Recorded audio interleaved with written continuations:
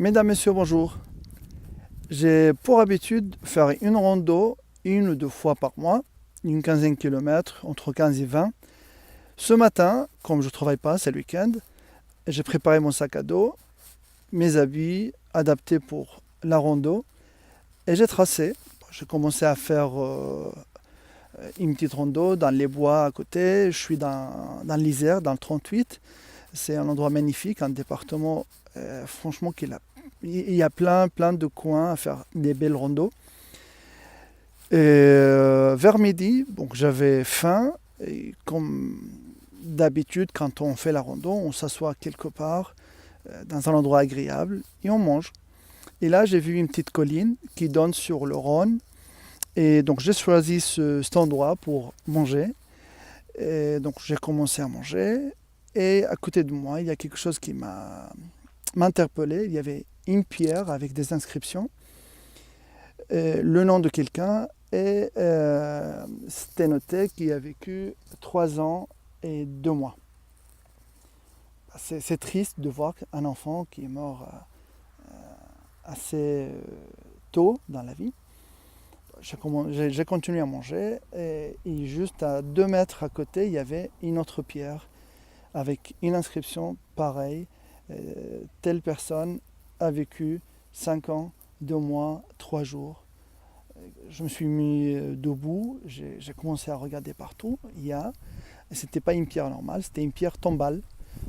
Partout, des pierres tombales avec le nom de la personne enterrée. Il a vécu 3 ans, il a vécu 4, 5, celui qui a vécu le plus. Donc on parle de presque 6 ans, pas plus.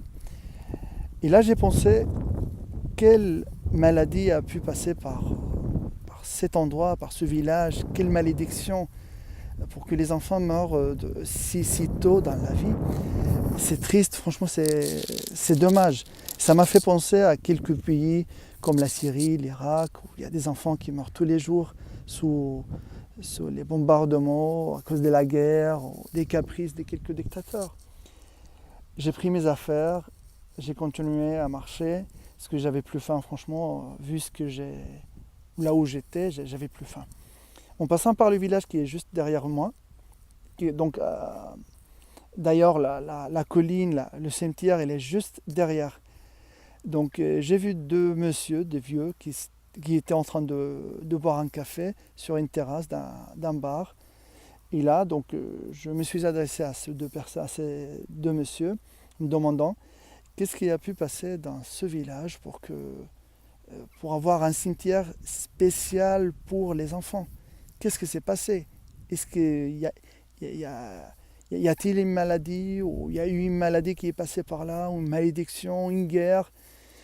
Et là, le monsieur, avec un grand sourire, elle m'a dit, est-ce que vous avez le temps de prendre un café avec nous?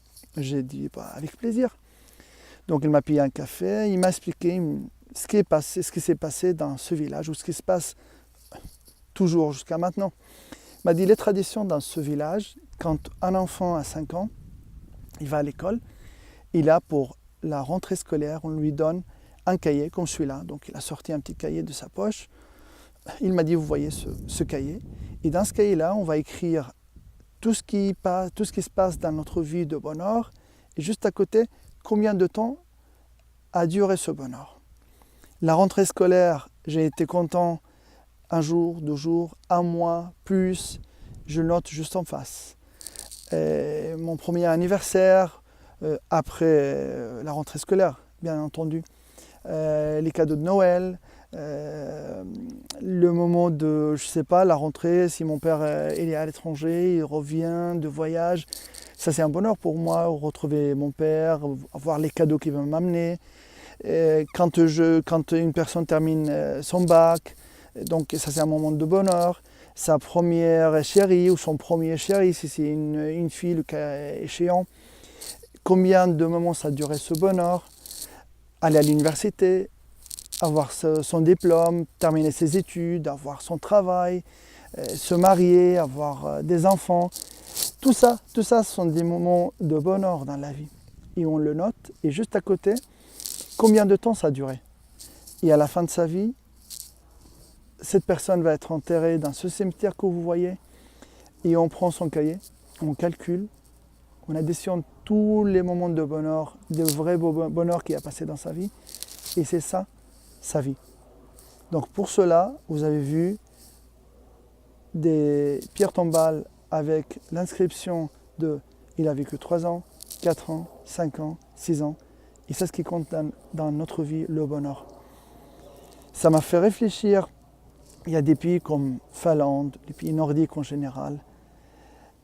Un enfant entre 6 ans et 12 ans à l'école, on l'apprend à lire, à écrire, oui c'est vrai, mais aussi on l'apprend à être heureux dans sa vie. Comment chercher le bonheur, comment vivre et profiter de bonheur.